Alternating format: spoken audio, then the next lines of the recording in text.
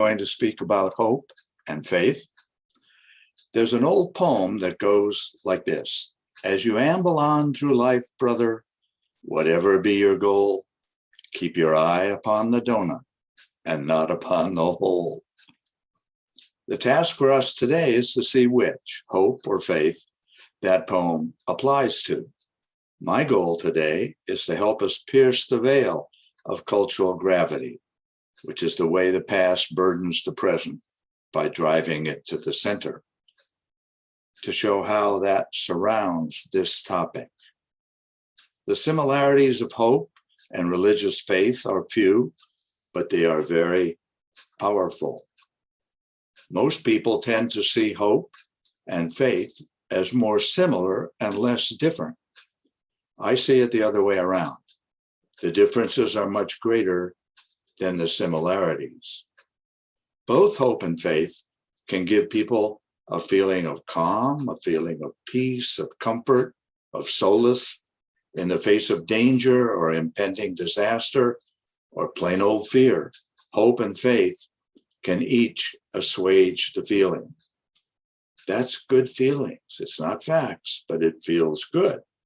In addition, religious faith offers people an identity and community and a feeling of certainty in an uncertain world. Contrary to those good feelings is the fact that organized religious faith supported both slavery and Jim Crow segregation. The idea that hope and faith are similar comes from a poem by Alexander Pope. Quote, "Hope springs eternal in the human breast. Man never is, but always to be blessed. The soul, uneasy and confined from home, rests and expatiates in a life to come." Now, that's a mouthful, but to paraphrase the quote, hope is eternal and rests upon a future life in heaven. Don't worry, heaven is your prize. Although the similarities, that list of similarities is short, it should not be discounted. If billions of people turn to and rely on their faith for comfort, then it must have something going for it that cannot be ignored. It seems to be hardwired into the human psyche. To so many billions of people, faith gives them an omnipotent and omniscient God who is totally on their side. It's like having an all-powerful friend. It gives people a chance to rest their psyches from the travails of life. There are people, however, and I am one of them, who think critically about hope and faith. To think critically about hope does not run up against cultural taboos. To think critically about faith, to the faith-based, is taboo, not allowed. One must accept faith on faith, which makes it both a dogma and a tautology. This is because to think and talk critically about religion, about faith, is a very strong taboo in our culture. One must not question faith. People of faith are given by most people the place of a virtue, when I do not think it should be. Human beings have relied on and encompassed myths and superstitions and magic for thousands of years. This fills a need that cannot be discounted. The rather recent attempts in communist countries to eradicate faith have failed, and we are now in the midst of a religious revival worldwide. So let's take a look at the many profound differences between hope and faith. The biggest difference is that hope comes from inside of you, whereas religious faith is imported from outside via indoctrination.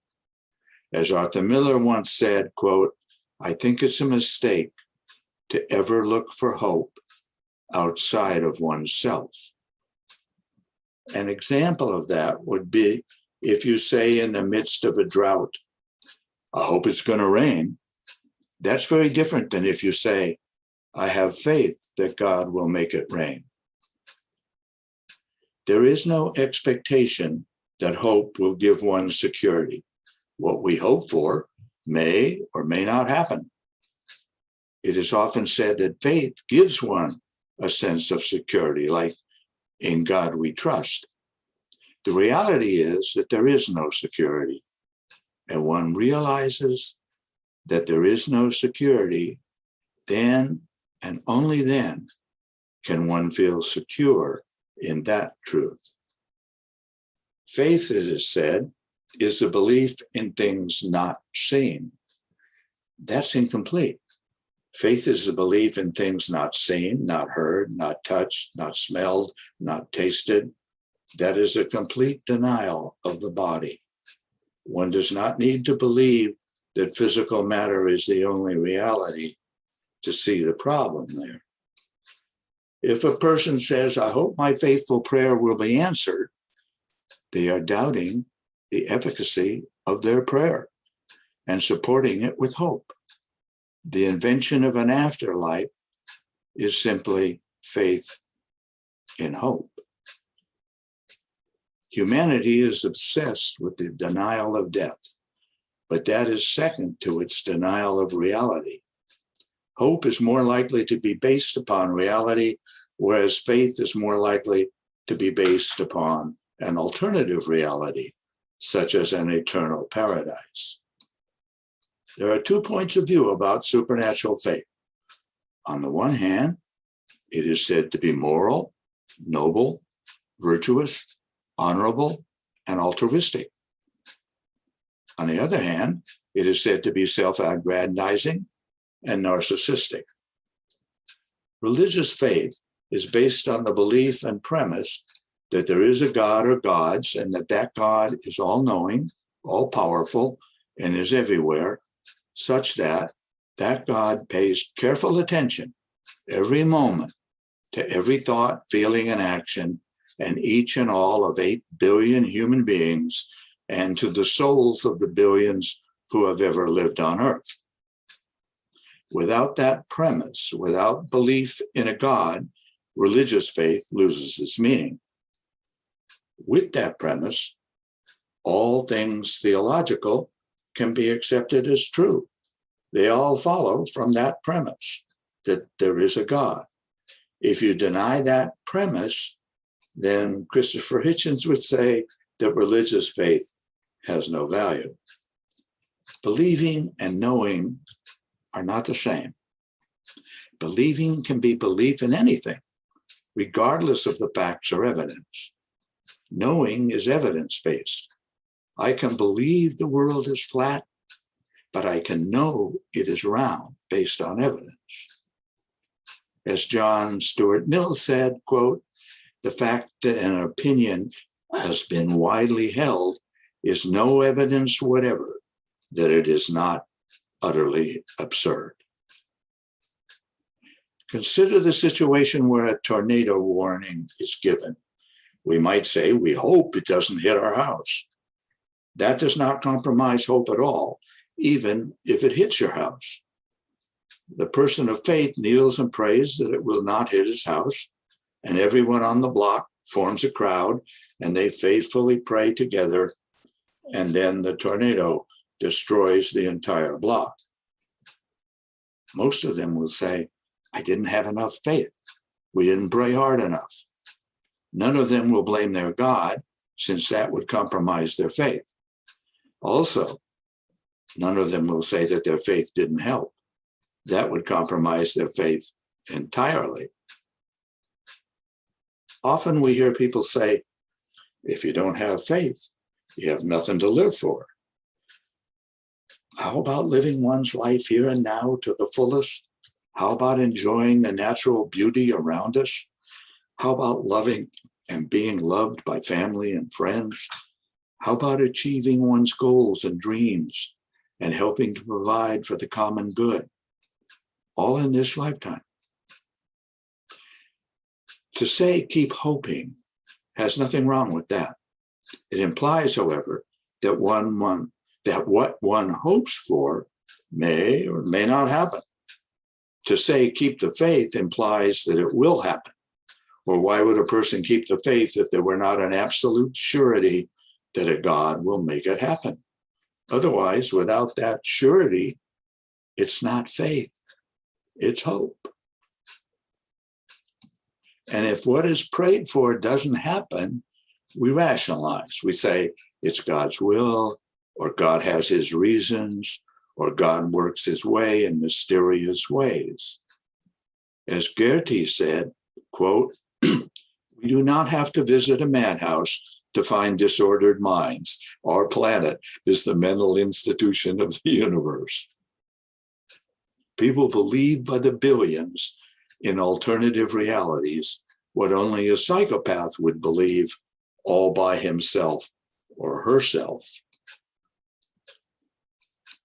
To deny reality in the short run may seem beneficial or necessary, but if you put all the short runs together into a long run, denying reality is not healthy.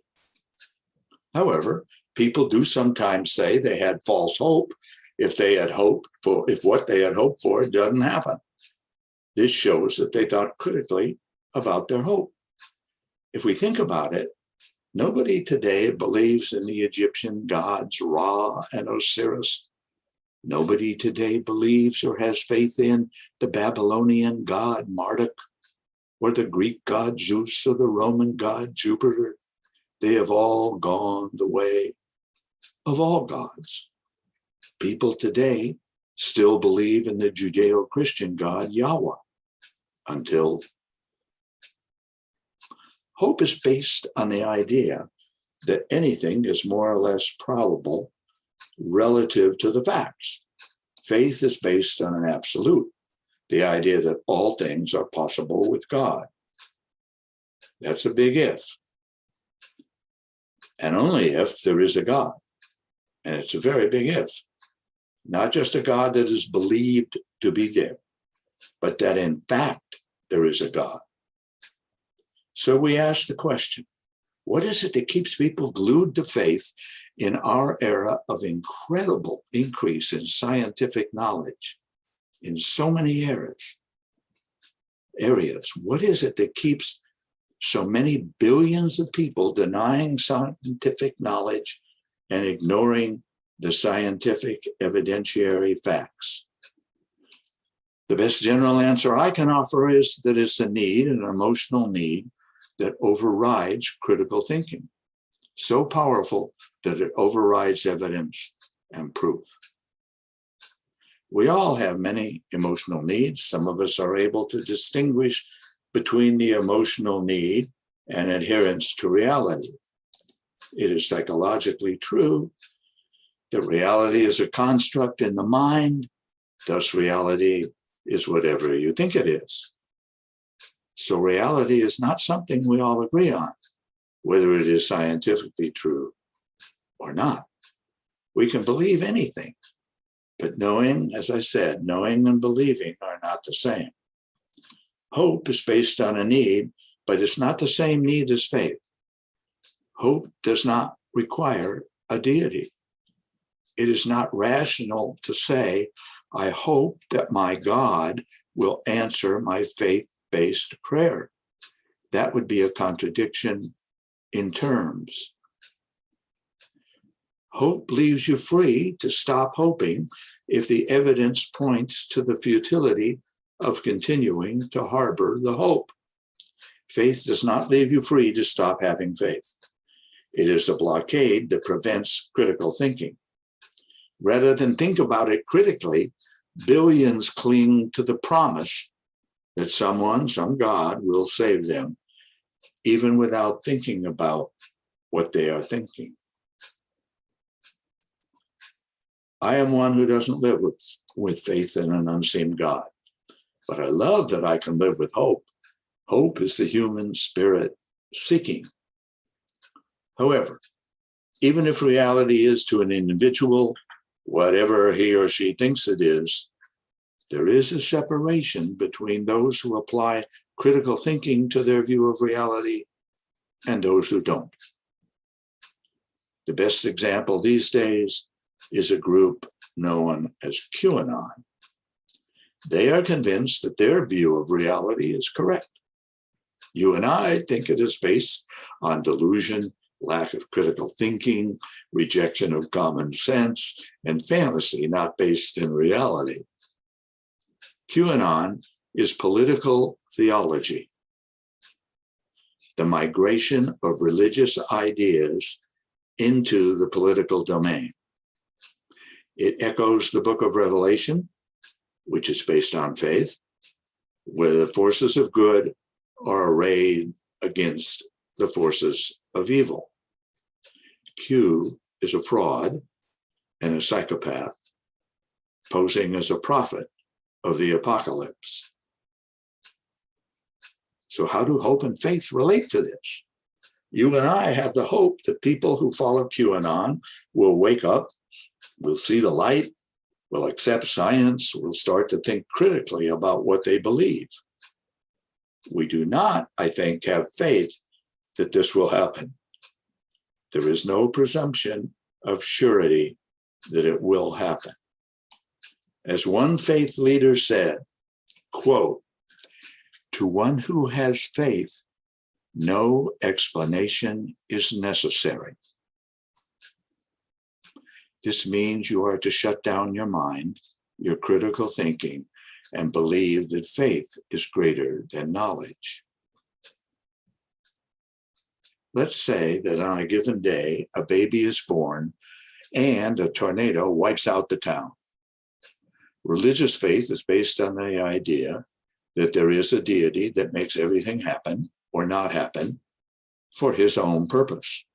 Now, if the deity did not exist, would the baby still be born and the tornado still happen?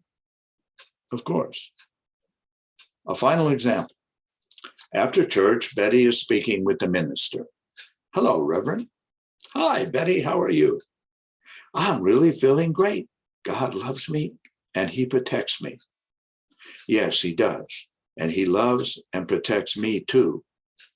10 seconds later, they both get run over by a truck and killed. You were standing near the accident and you overheard their conversation. You can say to yourself that judging by results, Betty and the Reverend were deluded, suffering from mass groupthink. Or you can say to yourself, God works his will in mysterious ways. We must not question God's reasons. There is a lesson in this tragedy for me. Life leaves you free to take your pick. Thank you.